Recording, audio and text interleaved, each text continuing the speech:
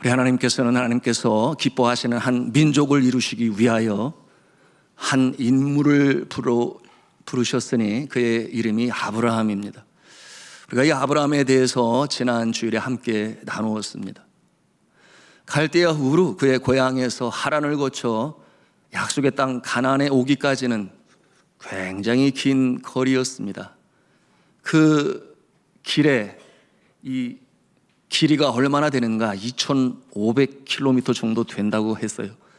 그러니 서울 부산 간으로 생각해보면 7배 이상이 되는 그 상당한 거리를, 그처럼 미지의 나라, 가보지 않은 나라, 그러나 저가 고향을 떠나 그리로 행했던 이유가 있었으니 여러분 아시는 대로 하나님께서 그에게 주신 약속의 말씀, 그 약속의 말씀을 믿었기 때문에 그 일이 가능했어요. 그 약속의 말씀은 무엇이었습니까? 첫째는 땅이요, 둘째는 후손이요, 셋째는 이 후손들이 번성하여 민족을 이루게 될 것이다. 그 약속의 말씀을 믿었기 때문에 저가 고향을 떠나 미지의 세계로 나갈 수 있었던 것입니다. 하나님께서는 이 아브라함을 민족의 시조로 삼으시기 위하여 한 법도를 제정하셨으니 아브라함을 저주하는 자를 내가 저주하고 아브라함에게 복을 비는 자를 내가 복을 줄 것이다. 그리고 이와 같은 모습은 실제로 아브라함의 삶 가운데 이루어졌음을 우리가 말씀을 통해서 볼 수 있습니다. 성도 여러분, 여러분은 어떠하십니까? 아브라함의 인생 여정을 볼 때 우리의 여정을 비교해 볼 수가 있으니 어느 날 그 누군가가 전도자이든지 가족이든지 지인이든지 예수를 믿으면 구원을 받고 예수를 믿으면 복을 받는다, 이와 같은 성경의 진리의 말씀으로 전할 때에 내 마음에 믿어, 그리고 그래 이 길이 살 길이다, 내가 예수를 나의 구세주로 하나님을 창조주로 믿어 이제 그 길을 걸어가야 되겠다, 이와 같은 마음을 갖지 않으셨나요?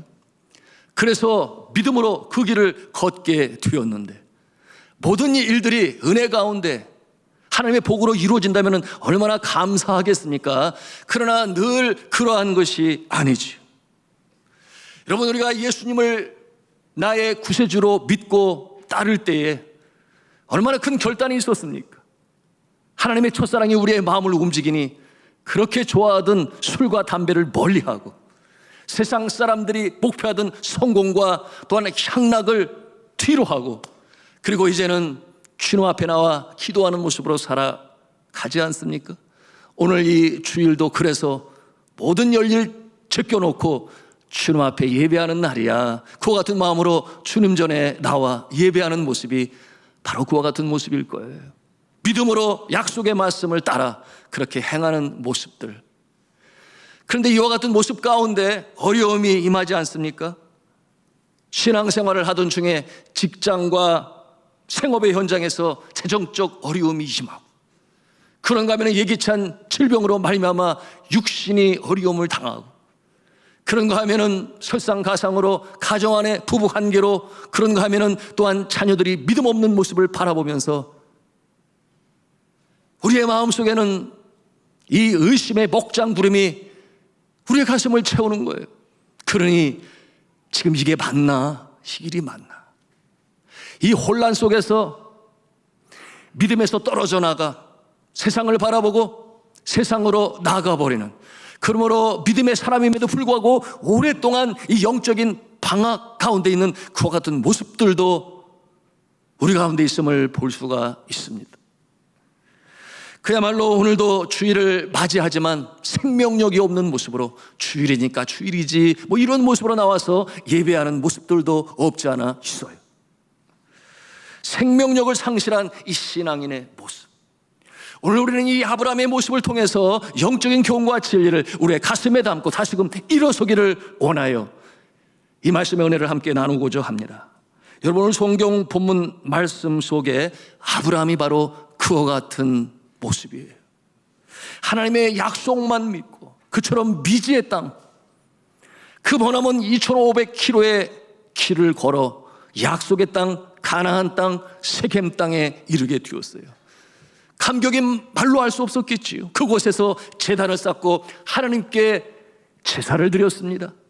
그곳은 하나님과 더불어 이제 새로운 민족의 출발지요 근원지가 될 곳이었어요. 그런데 정작 그곳에서 이제 살려고 보니 여러분 녹록지 않아요. 그곳에 혹한 기근이 임했다 그랬어요. 오늘 말씀의 내용입니다. 기근이 닥치게 되니 저가 가장 아니겠습니까? 그의 가족뿐만 아니라 그와 함께 따라 나선 이 롯의 가족도 함께 있으니 가장의 모습으로서 정말 고민이 깊어가는 모습을 우리가 상상해 볼 수 있어요. 우리나라 말에도 목구멍이 포도충이라고 하는 그와 같은 발 있잖아요. 먹어야 산다. 이와 같은 상황에서 고민하던 아브라함은 이제 그 땅을 떠나서 애굽으로 내려갑니다. 여러분, 애굽으로 내려가야 합니까? 애굽은 어떠한 나라입니까? 애굽은 여러분 아시는 대로 오늘날의 이집트 지역이지요. 아프리카의 젖줄이라고 하는 나일강이 흘러요. 그리고 나일강의 하류 지역, 비옥한 삼각주 지대가 거기에 있습니다. 그러니 하늘에서 비가 내리지 않아도 강물로 말미암아 비옥한 땅을 소유하고 있는 나라가 애굽이었습니다. 그러니 이 애굽으로 내려가서 살 길을 찾는 아브라함의 모습을 우리가 대합니다. 그런데 이 애굽이라고 하는 나라는 자연 신을 섬기는 곳이니 많은 신들을 우상으로 섬겼습니다.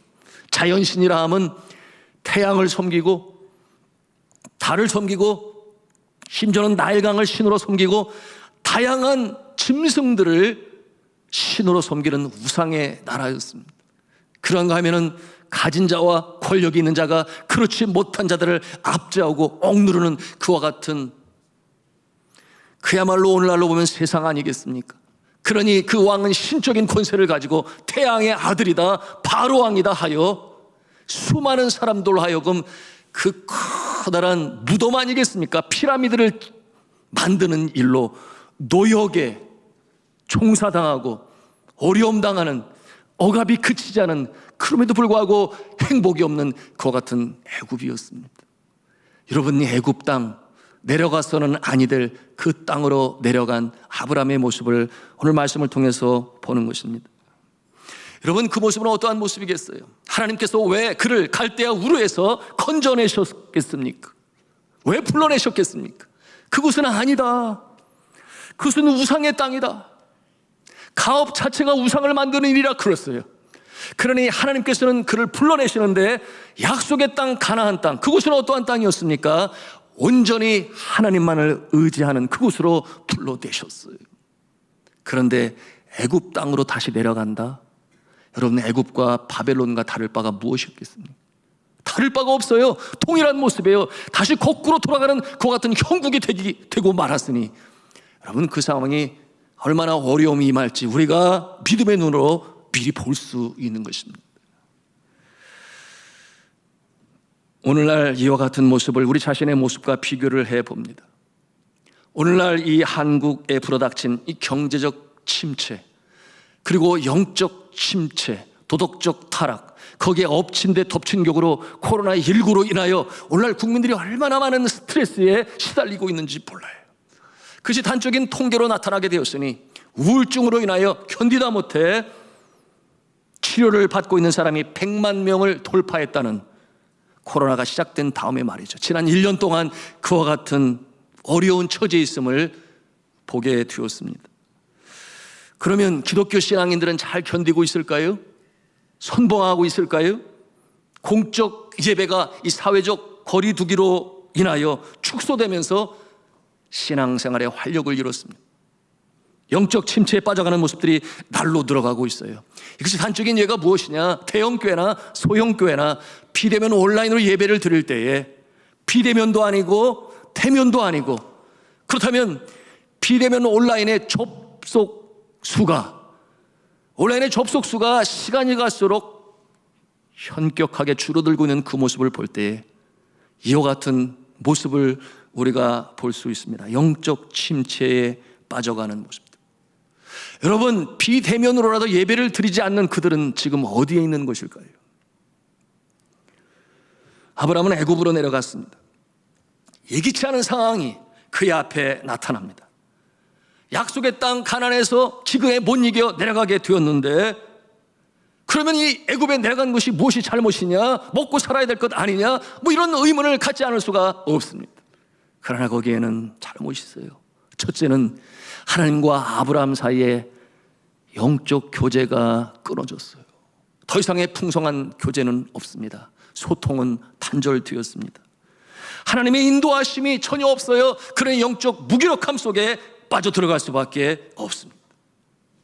두 번째로, 하나님께 경배하며 제사 드릴 곳이 없습니다.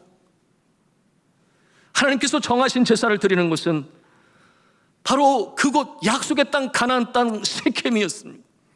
그런데 이미 이 애굽 땅은 아니라고 하는 것이죠. 여러분, 축복의 땅 이 애굽이 아니라 세겜 땅인데 그와 같은 어려움에 처했어요.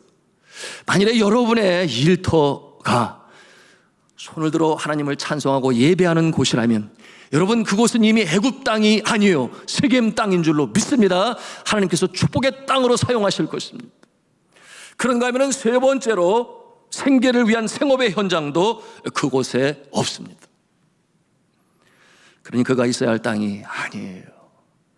영적인 분별력을 가지고 그곳으로 내려가지 말았어야 하고, 내려가다가라도 돌이켜서 돌아올 수 있어야 했는데 그러지 못했어요. 성도 여러분, 우리가 엉뚱한 곳에서 일을 하면 아니 됩니다. 영적 분별력을 가질 수 있어야 돼요. 여러분, 말씀드렸습니다. 그곳이 기도하는 장소요, 하나님께 예배 드리는 곳이라면 물론 하나님께서 기뻐하시겠죠. 우리 교우 중에 한 분의 자녀가 정말 모르고서 그랬지요. 엉뚱한 일, 하나님께서 기뻐하시지 않는 일, 그곳에서 일을 하는 중에 연루가 되어서 결국은 법정에 가야 하는 그와 같은 어려운 처지에 이르게 되었고, 뒤늦게 후회하고 하나님께 눈물로 간구하니 결국 좋은 모습으로 해결되게 되었으니 망정이지. 사랑하는 성도 여러분, 영적 분별력을 가지고 지금 내가 있어야 할 곳인가, 내가 지금 일할 곳인가, 지금 내가 여기서 주를 찬양하며 예배할 곳인가 분별하시기를 주님의 이름으로 부탁합니다. 소통이 있어야 할 곳, 말씀드린 대로 그것은 약속하신 땅 세켐이었는데요. 오늘 말씀 13장 4절 말씀을 같이 읽도록 하겠습니다. 시작. 그가 처음으로 제단을 쌓은 곳이다. 그가 거기서 여호와의 이름을 불렀더라. 아멘. 여호와의 이름을 부르는 것, 여호와께 제사 드리는 것, 그러면 하나님께서 그것을 통하여 하늘의 복을 내리시는 곳. 여러분, 오늘날 이와 같은 모습을 어디라고 말할 수 있을까요? 예수 그리스도를 머리로 삼고 또한 그 지체를 이루며 성도들이 모여 예배 공동체를 이룬 교회가 바로 그곳이라고 말할 수 있겠습니다. 여러분, 이 교회는 축복의 통로가 되니 하나님께서 복을 주심에 교회를 통하여 축복의 통로는 우리의 심령으로, 우리의 가정으로, 우리의 일터로 연결되는 줄로 믿으시기를 바랍니다. 그러면 하나님의 나라를 이루어가시는 것이에요. 하나님의 나라는 영역을 초월하니 모든 영역, 가깝게는 우리의 가정이요 일터가 되겠으나 정치, 경제, 사회, 문화, 예술, 국방, 교육, 스포츠 모든 분야에 하나님의 나라를 이루어가게 되는데, 누구를 통하여? 교회의 지체인 하나님의 백성들 통하여 이루어가게 되니 이 축복의 통로에 소외당하지 않는 저와 여러분 되기를 주님의 이름으로 축복합니다. 여러분, 이 모습은 마치 오늘날 신앙생활 하던 중에 이처럼 하나님의 축복의 장소를 떠난 자들, 말씀드린 것처럼 영적인 당학을 해서 그래서 믿음으로 살지 못하니 그 인생이 기구합니다. 영적으로는 빼말라요. 질서는 무너져서 잡히지가 않으니 도대체가 하루 24시간을 어떻게 보내는지 모르는 좌절과 절망의 그늘이 엄습하는 인생인데요. 여러분, 그와 같은 모습에 임하게 될 때에 여러분, 이 길은 내가 원하던 길이 아니야, 내가 소망하던 것이 아니야, 그렇게 우리가 마음에 여러분 자기 이 연민에 빠질 것이 아니라 지금 내가 어디에 서 있는가, 똑바른 곳에 있는가, 주님의 축복의 자리에 서 있는가, 약속의 말씀을 붙잡고 있는가, 이 모습으로 다시금 돌이킬 수 있기를 주님의 이름으로 부탁합니다.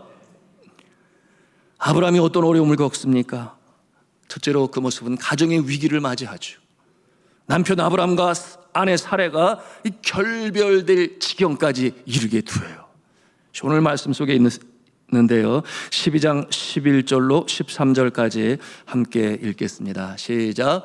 그가 애굽에 가까이 이르렀을 때에 그의 아내 사레에게 말하되 내가 알기에 그대는 아리따운 여인이라 애굽 사람이 그대를 볼 때에 이르기를 이는 그의 아내라 하여 나는 죽이고 그대는 살리리니 원하건대 그대는 나의 누이라. 그러면 내가 그대로 말미암아 안전하고 내 목숨이 그대로 말미암아 보존되리라 하니라. 여러분, 이 애굽인들 앞에서 자신의 아내 사레의 미모가 아주 아름다웠던 모양이에요. 그러니 마음에 두려움이 임하는 것은, 여러분, 그 시대에 그 땅의 모습이 그러했겠지요. 권력이 있는 자가, 힘이 있는 자가 자신의 마음에 드는 여인을 보면 심지어 남편까지도 죽이고 아내를 빼앗아가는 그와 같은 시대. 여러분, 왜 아브라함이 그처럼 험악한 곳까지 가게 되었어요? 그러지 말았어야 되는 것 아니겠습니까? 그러니 이와 같은 모습, 정말 안타까운 상황에 이르게 되었는데요, 이런 상황을 보고 사라는 남편에게 순종하는 마음으로 받아들입니다. 그렇게 하면 내가 죽지 아니하고 누나라고 하면 말입니다. 이와 같은 모습으로 남편이 요청할 때에 여러분, 사라가 순종을 하니 저는 생각을 해보았어요. 이 아내가 얼마나 착하고 순종적인 아내인가. 그렇지 않습니까?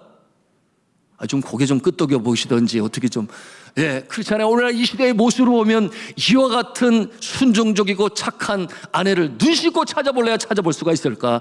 저는 그런 생각을 해보았는데요, 이 시대의 렌즈를 가지고 바라보게 되면 어떤 남편이에요? 무능력한 남편, 자신을 지켜 보호하지 못하는 남편.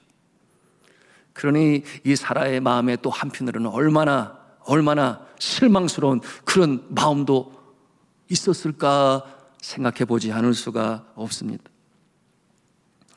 자, 정말 그렇게 된다면 한편 이렇게 생각해 볼 수 있지 않겠습니까? 나는 손해볼 거 없다.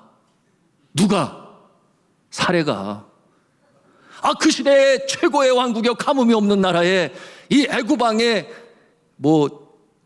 뭐예요? 둘째가 될지 셋째가 될지 어떻게 될지 모르겠지만 여하튼 그의 곁에 사는 여인의 모습으로 먹고 사는 게 문제겠습니까? 그런데 아브라함의 아내 사라가 그러지를 않아요.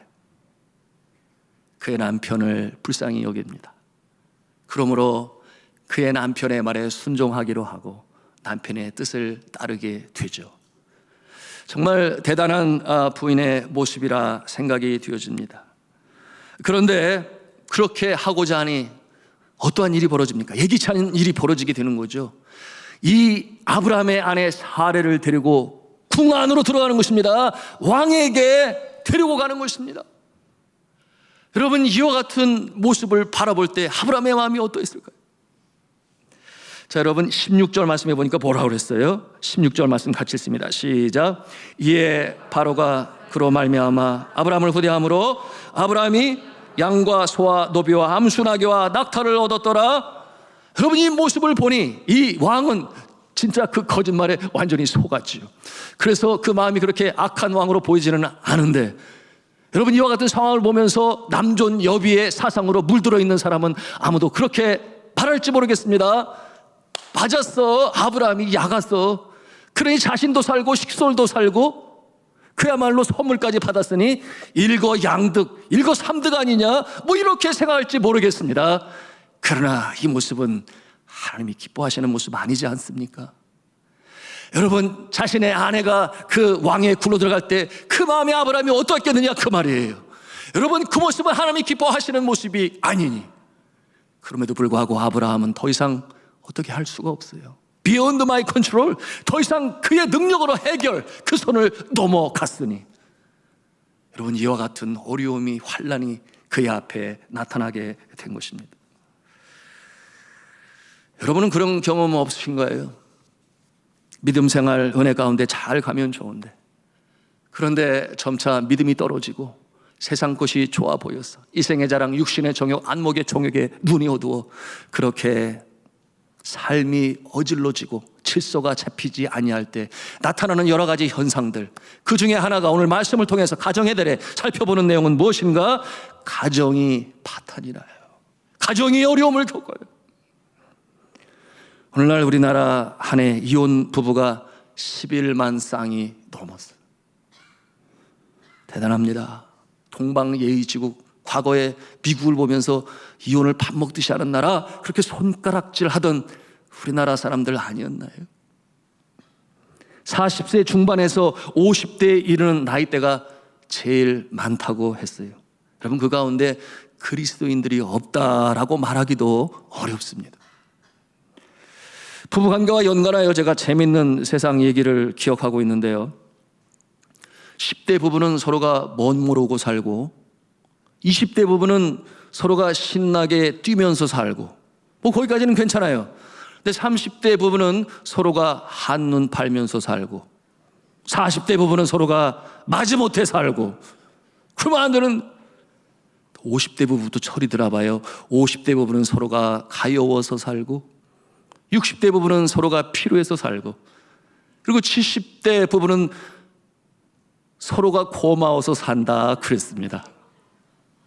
한편으로 일리 있는 말이라 그렇게 생각이 되어지는데요, 사랑하는 성도들, 우리 믿음의 사람들은 하나님께서 짝 지어주신 것이니 마지못해 살고 한눈 팔고 살고 그러는 것이 아니라 사랑함으로 살고, 사랑이 식으면 뭐로 살아요?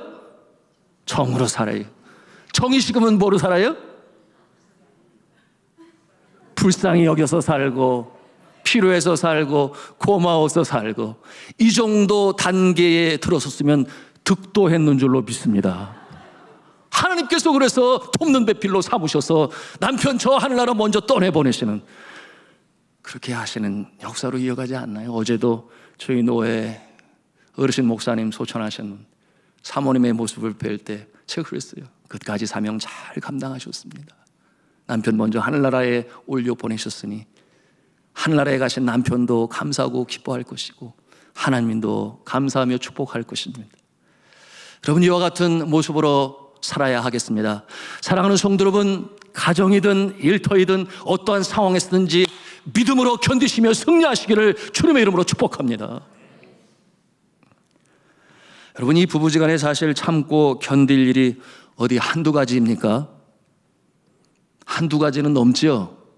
제가 왜 이런 말을 하는가 하면 갑자기 생각이 나는데, 제 네팔에서 저희 자녀들이 한국말이 여전히 어눌하게 배워가고 있는데, 엄마하고 딸 사이에 서로 이 아규가 뭐예요? 언쟁이 막 일어났는데, 내가 너에게 차려준 게 한두 개냐? 그랬더니 그래요, 한 개, 두 개, 뭐 세 개가 있어요. 그러면 이렇게 해서, 야, 한국말 그렇게 쓰는 거 아니야 그거? 한두 개가 아니라는 말은 수없이 많다 그런 뜻이야. 엄마가 너에게 해준 게 한두 개냐? 진짜 여러 개지. 뭐 이랬는데, 여러분, 이 부부지간에 뭐 칼로 뭐 물 베는 부부싸움은 그렇다고 그러는, 제 자신을 뒤돌아보아도 한두 가지가 아님을, 어떤 것이 참고 견뎌내야 할 일들이 말입니다. 그런데 뒤돌아보니 저보다 참아야 할 제 아내가 2배는 더 많지 않았을까 뒤돌아보아서 제가 인정을 합니다. 사랑하는 성도 여러분, 우리가 정말 그런 마음 가질 때 있죠. 아이고 못난 인간, 너무 실망스러워. 그래도 어떻게 해? 함께 살아야지. 여러분, 믿음의 사람은 기도할 때에 그런 마음을 갖게 되니 내가 더 기도해야 돼, 내가 살려내야 돼, 이런 마음을 갖지 않을 수가 없어요. 그럼에도 불구하고 그 마음은 성령께서 주시는 마음인 줄로 믿으시길 바랍니다. 하나님께서 주시는 마음이죠. 왜 그렇습니까? 오늘 사라가 그런 마음을 갖지 않겠어요? 에고, 나를 지켜주기보다는 내가 자신을 지켜주기를 바라는 아브라함 남편의 모습을 보면서, 그래, 내가 그 말을 받아들이고 순종해야지. 그것이 남편이 사는 일이라면 바로 그 모습 아니겠습니까? 자, 이와 같은 상황 가운데 그야말로 해결할 수 없는 이 사면초가, 그런가 하면은 어찌할 수 없는 막힌 상황에서 이제 하나님께서 개입하시는 모습을 우리가 대합니다. 여러분이 하나님께서는 이 사라를 이 애굽 왕의 이 여인으로, 여자로 첩으로 넘길 수가 없는 그와 같은 마음이신 거예요. 왜 그렇겠습니까? 하나님께서 아브라함을 이 갈대아 우르에서 불러내실 때에 땅과 후손과 그리고 민족을 허락하실 때에 사라, 그를 어떠한 모습으로 세우셨는가? 그 이름까지 바꾸시는데 사레가 아니라 사라라 하셨으니 열국의 어머니라, 그런 뜻을 가지고 있어요. 그러니 마땅히 아브라함과 사라를 통하여 그 역사를 이루어 가실 것인데, 그 상황에서 그래 너희들 참 잘났다, 네 멋대로 하는구나, 그래서 어려움 속에 빠지게 하시는 그런 하나님이 아니시라. 위기 속에 개입하시고 다시금 살리시는 분이 우리 하나님이신 줄로 믿으시기를 바랍니다. 그것이 하나님의 은혜예요. 그것이 하나님의 은혜예요. 주여, 내가 잘못했습니다. 내가 그러지 말았어야 되는. 이와 같은 마음을 가질 때 하나님께서 찾아오셔서 다시금 회복시키시고 일으키셨어. 그래, 똑바로 걸어가야 돼. 여러분, 이 은혜가 우리 곁에 있음을 믿으시기 바랍니다. 오늘 말씀의 교훈을 가슴에 담고자 합니다. 아브라함은 하나님의 부르심을 받고 그리고 그 머나먼 여정의 길을 통해 이제 약속의 땅, 가나안 땅 세겜에 이르게 되었으니, 거기에서 제사를 드리고 하나님의 축복의 자리가 되었으니 거기에서 중다하고 번성하고 약속의 나라를 이뤄갔어야 되는데, 그런데 저가 기근을 견디지 못하고 그만 포기하고 남으로 내려갔다고 하는, 이것은 분명 잘못된 것입니다. 버텨야 했지요. 인고의 날이 얼마나 될지 알지 못하지만은 그러나 이를 악물고 견디며 버텨야 했었는데, 인간적인 생각에 그와 같은 잘못을 범했던 것입니다. 제가 네팔 선교지에서 많은 어려움을 겪었습니다. 간증으로도 많이 나누었습니다만은 7년간의 이 내전으로 말미암아 얼마나 가슴 떨리는 일이 많았는지 몰라요. 저희 신학교 바로 앞에서 그 나라의 경찰청의 총수가 그야말로 공산 게릴라의 이 피격을 당해 죽는가 하면, 그런가 하면 또 폭탄이 거기서 가까운 곳에서 또 터지는 바람에, 아침이면 신문에 그 남편을 잃고 부둥켜 안고 오열하는 여인의 사진들이 늘, 그 뒤에는 아가가 또 함께 오고, 이와 같은 상황에서 견디지 못한 유엔 기관의 이 직원들의 자녀들은 다른 나라 학교로 전학을 보내고, 그런가 하면 아예 선교지를 떠난 모습들도 있고, 그와 같은 상황에서 계속 여기에 있어야 할 것이냐, 떠나야 할 것이냐, 자녀들을 전학시켜야 할 것이냐, 다른 나라를 찾아야 할 것이냐, 이와 같은 상황들이 계속 되었습니다. 그러는 가운데 가장 참 어려운 때는, 전에도 말씀으로 나누었습니다마는 공산 게릴라가 급기야는 학교와 교회들을 위협하고 협박을 하여 공작금을 끌어내려고 하는데, 저희 학교가 고아들의 학교고 참 하나님의 은혜로 유지되는 학교에 와서 공작금을 달라고 처음에 1,750불을 얘기했던 것으로 기억을 해요. 그런데 우리가 어려운 상황에 있음을 얘기함에도 불구하고 들으려 하지 아니하고, 여러분, 그와 같은 상황에서 여러분의 생각은 경찰을 부르면 되지 이렇게 생각할지 모르겠습니다만, 그래서 한 학교는 컴퓨터실이 완전히 폭발을 당하고 복수를 당하고, 어떠한 학교의 교장은 끌려가서 2주 동안 얼마나 참 고문을 당하고 달라는 거 다 주고 풀려났는데 실어증에 걸려서 말을 하지 못하는, 그와 같은 상황에서 어떻게 해야 될 것인가. 심지어는 저의 자녀들의 행선지까지 다 알아가지고서는, 차의 플레이트 넘버까지 다 알아가지고서는 위협을 하는 그와 같은 상황 속에서 주님 앞에 기도하는 날이 하루 이틀이 아닌데 어찌 해야 되겠습니까? 제가 그 옥상에 올라가서 서쪽 편에 있는 백두산보다 높은 그 산을 바라보며 내가 산을 향하여 눈을 들리라, 나의 도움이 어디에서 올까? 천지를 지신 여호와께로 간절히 기도할 때, 그럼 그럴 때가 있어요. 하나님이 침묵하실 때가 있어요. 대답하지 않아요.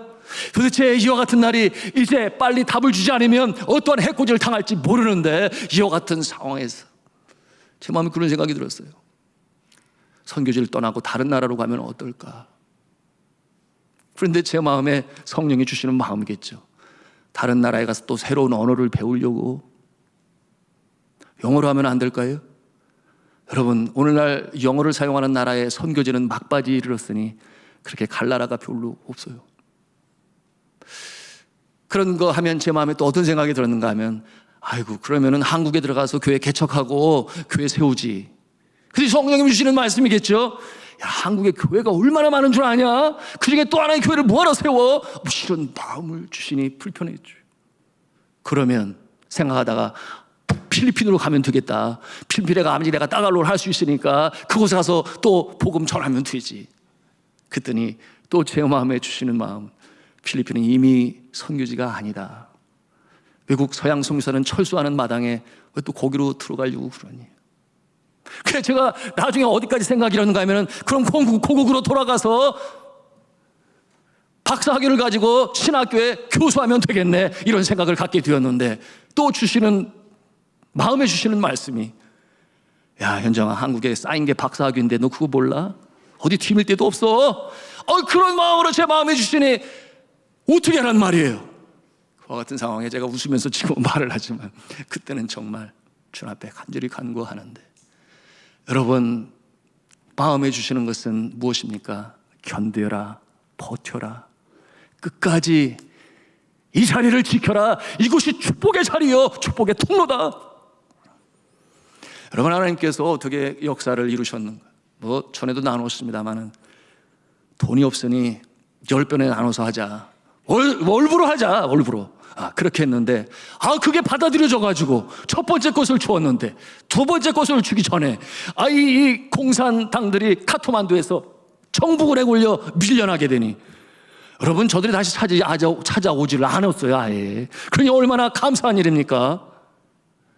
여러분 그때에 주지도 않으면 그와 같은 어려움을 당하고, 또 주게 되면은 이것이 또 정부로 고발이 되어서 이러지도 저러지도 못하는 그와 같은 상황에서 하나님께서 그렇게 해결을 해 주셨는데요. 그런데 놀라운 것은 그와 같은 어려움이 지난 다음에, 여러분 비 온 뒤에 땅이 굳어진다는 그런 말도 있지 않겠습니까? 하나님께서 복을 주시는데 얼마나 크게 복을 주시는지. 학교 부지가 필요합니다. 기도할 때에 3,000평 이상의 땅이 5억 8천만 원의 대금으로 반값에 학교의 땅을 구입하게 되었으니 할렐루야 아니겠습니까? 견뎌라, 버텨라, 끝까지 주님께서 말씀이 임하실 때까지 요동하지 말아라. 그것이 영적 진리로 제가 받은 교훈이 되었습니다. 사랑하는 성도 여러분, 이 하나님의 뜻은 얼마나 중요한지 알 수가 없어요. 여러분, 이 선교는 아주 확실하지요. 복음이 없는 곳에서 복음이 있는 곳에서 복음이 없는 곳으로, 그런가 하면 높은 곳에서 낮은 곳으로, 그런가 하면 평안이 있는 곳에서 평안이 없는 곳으로 가는 것이 바로 예수 그리스도께서 이 땅에 강림하셔서 보여주신 선교의 모습이 되는데요. 그러나 중요한 것은 무엇입니까? 버텨라, 견뎌라, 지탱하라. 그와 같은 가운데 선교의 열매가, 역사가 나타나는 것이 바로 이곳저곳, 바로 한국 땅도 그러했습니다. 하물며 우리는 우리 자신들의 모습을 돌이켜보는 거예요. 우리의 가정이 그러하고 우리의 일터가 그러합니다.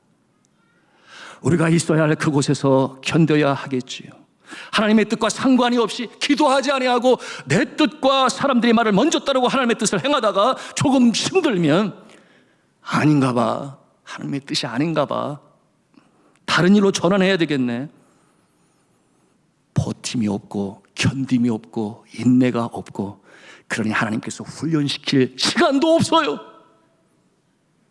여러분, 오늘 이 영적 진리가 여러분의 가슴에 새겨지기를 저는 주님의 이름으로 축원합니다. 여러분, 우리가 살아가면서 결코 떠나지 말아야 할 하나님께서 예비하신 축복의 자리가 있으니, 첫째, 한음성으로 합니다. 가정입니다. 가정이에요. 가장으로서의 자리와 어머니의 자리를 지켜야 합니다. 떠나지 말아야 합니다. 두 번째는 따라서 합니다. 생업의 현장입니다. 생업의 현장. 어떠한 현장이에요? 하나님께서 주셨어. 내가 출근하면 주님 앞에 기도하고 친구들과 함께 예배하는 그와 같은 직장이고, 그와 같은 현장이라면, 사업장이라면 쉽게 떠나지 마시기를 바랍니다. 하나님께서 그 자리를 통하여 축복의 역사를 이루실 줄로 믿습니다. 세 번째는 따라서 합니다. 주의 몸된 교회, 직분자의 자리입니다. 믿으시기를 바랍니다. 주님께서 주신 직분을 가볍게 여기서는 아니 돼요. 하나님께서 주신 직분이에요. 여러분, 직분마다 분복이 있어요. 목사는 목사로서의, 장로는 장로로서의, 권사는 권사로서의, 집사는 집사로서의, 선교사는 선교사로서의 분복이 있으니 맡은 자의 구할 것은 충성해라 했는데, 그렇게 신실하게 감당할 때에 하나님께서 주시는 놀라운 축복의 역사가 그 직분에 맞게 주시는 줄로 믿으시기를 바랍니다. 그러므로 우리가 감사함으로 받는 거예요. 충성으로 감당하는 거예요. 우리가 쉽게 여겨 있어야 할 자리에 자리를 비우는, 기도할 자리, 예배드릴 자리, 봉사할 자리, 그곳에 그 자리를 지키시는 직분자가 되시기를 주님의 이름으로 축원합니다. 이제 마지막으로 돌이킨 아브라함, 다시금 그와 같은 영적 교훈을 갖고 원래의 하나님께서 예배하신 땅으로 돌아온 아브라함의 모습이 어떻게 되었을까요? 우리 함께 하나님의 말씀을 보기를 원하는데요, 13장 3절부터 6절까지의 말씀 되겠습니다. 우리 같이 읽도록 하겠습니다. 시작. 그가 네게부에서부터 길을 떠나 베델에 이르며 베델과 아이 사이 곧 전에 장막 쳤던 곳에 이르니, 그가 처음으로 제단을 쌓은 곳이라. 그가 거기서 여호와의 이름을 불렀더라. 아브라함의 일행 롯도 양과 소와 장막이 있으므로 그 땅이 그들의 동거하기에 넉넉하지 못하였으니 이는 그들의 소유가 많아서 동거할 수 없었음이니라. 아멘. 하나님께서 어떻게 회복을 시키십니까? 5절 말씀해 보니 그들이 가진 바가 하나님이 복을 내려주시니 종과 양과 소가 너무 많아서 그 땅이 비좁아서 이제는 지경을 나누어야 할 그와 같은 상황까지 이르게 되는 놀라운 하나님의 축복의 역사가 나타남을 우리가 오늘 보게 되는 것입니다. 말씀을 맺습니다. 사랑하는 성도 여러분, 하나님께서 우리에게 주신 약속의 말씀, 주 예수를 믿으라 그리하면 너네 집이 구원을 얻으리라. 창조주 하나님을 기억하라. 그 하나님께서 우리에게 주신 1260가지의 이 MOU라고 말씀을 드려서 약속의 말씀을 부여잡고 우리가 믿음으로 전진할, 쉽사리 세상을 바라보지 아니하고 우리의 마음 중심이 흔들리지 않으며 순종하며 나갈 때 하나님께서 회복하시고 다시금 일으켜 세우셔서 놀라운 하늘의 신령한 복으로 땅에 기름진 복으로 채워주실 줄로 믿습니다. 이 축복의 역사가 여러분에게 있기를 주님의 이름으로 축원합니다.